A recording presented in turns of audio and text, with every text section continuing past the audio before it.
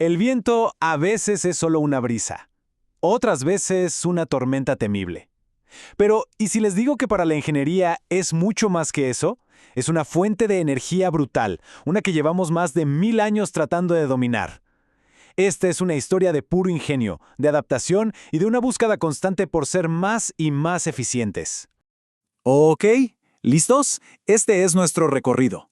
Primero vamos a entender qué es el viento. Después viajaremos a ver las primeras máquinas, cómo aprendieron a regularse solas, el gran salto a la electricidad, los monstruos que construimos hoy y, claro, los retos que todo esto implica. Vamos a empezar por lo básico, ¿no? ¿Qué es el viento en realidad? Porque, miren, no es solo aire que se mueve, es mucho más. Es como el escape de un motor gigante, un motor global que funciona gracias al sol. A ver, en palabras sencillas, el viento es básicamente la atmósfera tratando de calmarse, de encontrar su equilibrio.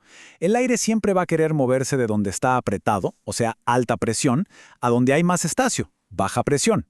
Y ese simple movimiento es energía cinética pura, lista para ser aprovechada. Y aquí lo vemos a una escala planetaria. Es fascinante. El Sol calienta el Ecuador como una estufa. Y eso pone en marcha estos sistemas de circulación enormes, las famosas celdas de Hadley y Ferrel. Piensen en ellas como gigantescos ríos de aire invisible que recorren el planeta. Son estos ríos los que nos dicen dónde están los mejores lugares para poner un parque eólico. Bueno, ahora que sabemos de dónde viene el viento, viajemos en el tiempo. Veamos cómo se empezó a domar esta fuerza. Ojo, al principio nadie pensaba en electricidad. La meta era mucho más simple, dejar de usar la fuerza de los músculos para tareas pesadísimas como moler granos. Y los primeros en lograrlo de verdad fueron los persas. Miren este diseño, es de una simplicidad genial. Tenían un eje vertical y las velas giraban como si fuera una puerta giratoria gigante. Lo mejor, estaba conectado directo a las piedras de moler. Nada de engranajes complicados. Era fuerza bruta, directa del viento a la piedra. Súper efectivo. Aquí viene un cambio clave. Cuando la idea llega a Europa, todo se pone de lado. Literalmente, el eje pasa de ser vertical a horizontal. Y esta idea no salió de la nada, ¿eh? Se inspiraron en algo que ya conocían muy bien, las ruedas hidráulicas de los romanos. Y tiene todo el sentido del mundo, ¿no? Al final es el mismo principio, un fluido en movimiento, agua o aire, da igual, que empuja algo para hacerlo girar. Primero lo vemos en el molino de poste, que era un lío porque había que girar toda la estructura a mano. Pero luego vino el molino de torre, mucho más sofisticado, donde ya solo se movía la parte de arriba. Claro, todo muy bien, pero el viento tiene un problema. Es caprichoso. Un día es una brisa y al siguiente una tormenta que te destroza el molino. Así que el siguiente gran reto para la ingeniería fue, ¿cómo hacemos que estas máquinas sobrevivan solas? Y aquí es donde la cosa se pone de verdad interesante. Cada uno de estos inventos fue una solución a un problema mortal. Por ejemplo, el fantail, esa pequeña veleta en la parte de atrás, hacía que el molino se orientara solo, siempre de cara al viento. Y las velas de resorte brillantes. Cuando el viento soplaba demasiado fuerte, se abrían solas para dejar pasar el aire, como una válvula de escape. Básicamente, los molinos empezaron a pensar por sí mismos, se volvieron autónomos. Mientras todo esto pasaba en Europa, al otro lado del charco, en Estados Unidos, el problema era otro. No necesitaban moler tanto grano, sino bombear agua, muchísima agua. Y para eso diseñaron esta maravilla, el molino multipala. Un diseño totalmente diferente. No buscaba velocidad, sino fuerza, lo que llamamos alto torque, a revoluciones bajas.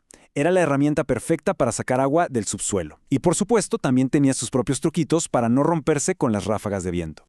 Y ahora sí, llegamos al punto de inflexión.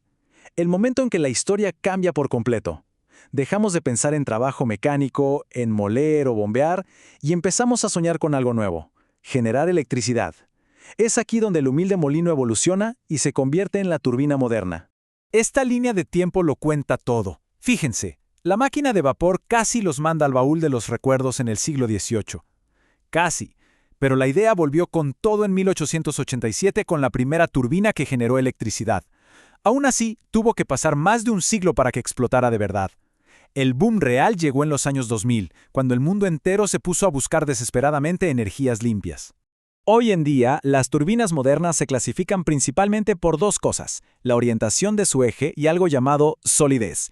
El diseño que domina el mercado, el que vemos en todas partes, es el hecho de baja solidez, o sea, de eje horizontal de baja solidez. ¿Qué significa eso? Pocas aspas, pero muy largas y aerodinámicas, diseñadas para girar a toda velocidad. Es sin duda el campeón indiscutido para generar electricidad a lo grande. Ok, tenemos estas máquinas increíbles, súper eficientes. Así que la pregunta cae de maduro. ¿Se puede capturar toda la energía del viento que pasa por las aspas? ¿El 100%?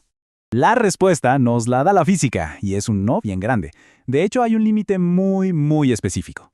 Este es el famoso límite de Betz. Piénsenlo así. Para sacarle energía al viento hay que frenarlo. Es lógico. Pero, ¿qué pasaría si lo frenáramos del todo, al 100%? Pues el aire se quedaría quieto justo detrás de la turbina, como un embotellamiento. Y si el aire no se mueve, no puede entrar más viento. Se crearía un muro de aire estancado. Por eso, la física nos dice que lo máximo que se puede aprovechar es, teóricamente, un 59%, ni una gota más.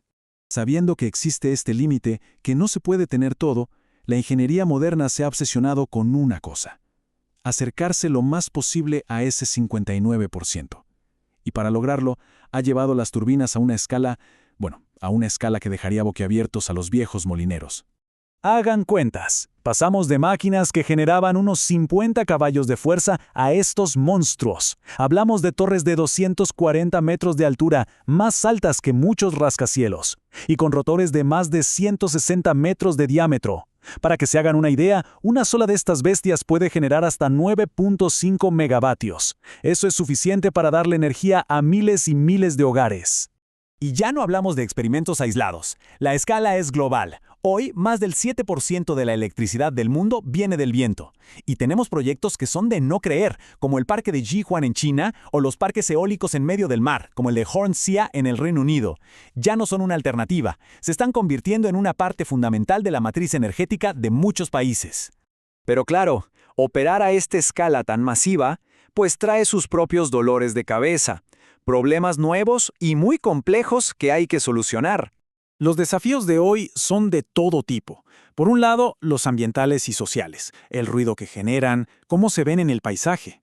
También está el tema de la fauna. Se ha visto que afectan sobre todo a los murciélagos, y es algo que se está investigando mucho. Pero quizás el reto más grande de todos es técnico: la intermitencia. El viento no sopla 24/7. Y eso nos obliga a pensar en redes eléctricas mucho más inteligentes y sobre todo en cómo almacenar toda esa energía para cuando no haya viento.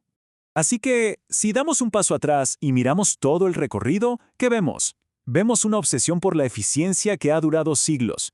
Empezamos con la fuerza bruta de los primeros molinos, pasamos a crear máquinas que se cuidaban solas, y hemos llegado a un punto en que le exprimimos al viento casi hasta la última gota de energía que la física nos permite. Y todo esto nos lleva a una última idea para reflexionar. Llevamos 1000 años en esta carrera persiguiendo al viento, y hoy nuestra habilidad para capturarlo es clave para pensar en un futuro sostenible.